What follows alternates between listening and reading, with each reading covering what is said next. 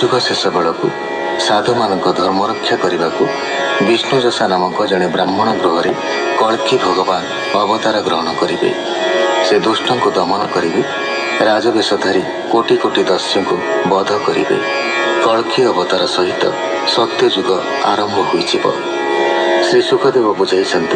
यह काल जी राजा नाम परिचित होता से भावी था अखंड भूमंडल मोर पूर्वपुरुषों द्वारा पालित होता, वर्तमान मो द्वारा शासित परे पुत्र पौत्रों द्वारा शासित हेब।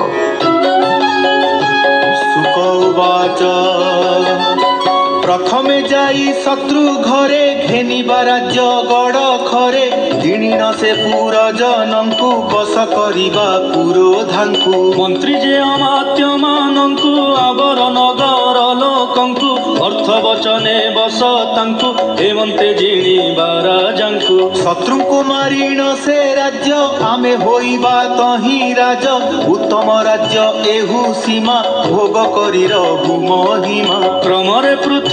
जिणीमा समुद्र अंतजार सीमा ए आशा हृदय रे बांधी हिंसा स्वभावे होए बंदी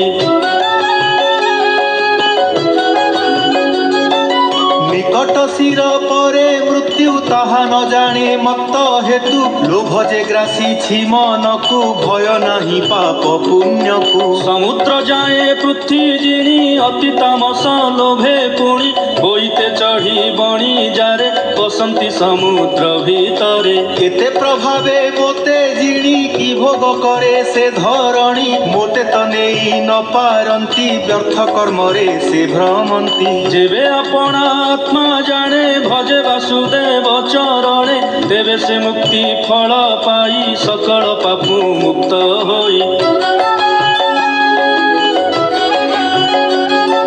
सत्य जुगादी जेते राजा देशने पालू थिले प्रजा पृथुपुरुर बाजे गाधी सहस्रार्जुन नहु साधी मंधाता श्रीराम सगर खट्टंग राजा धुंधुमार रघु तृण बिंदु जाति शांतनु भरत सर जाति नैषध भगीरथ राय कुकुत्थ नृग कुबलय हिरण्यकशिपु संबर रावण हिरण्याक्ष वीर वृत्तन मुचि जेता रकाबर असुर नारका हे आदि जेते राजा थिले अन्य दानव मही पाले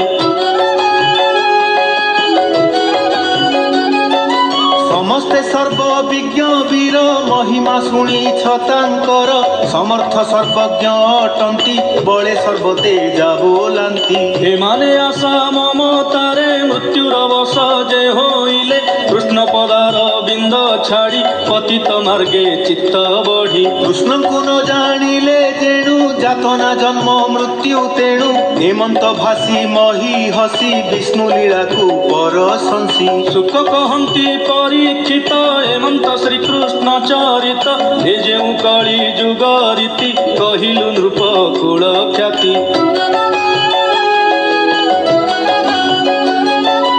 ए जे उदय अस्त प्राय संसार माया जाल मोहे नाम गायन गुण बाद नाशई सकल प्रमाद अशुभ मान नाश करे नित्य जेता नाम सुमरे शुणी शुणाई जेबे मज्जे कृष्ण पदार बिंदे भजे निर्मल भक्ति बांछा करी अंते से लभे विष्णुपुरी पुणी परीक्षित पचारी सुख चरण शिरे धरी परीक्षित उवाच हे भगवान आत्मा रूपी कली घोटिब तम व्यापी ए जुगे प्राणीक निस्तार होइब जेवण प्रकार मृत्यु को केमंते जिणीबे एहा संक्षेपी कहबे।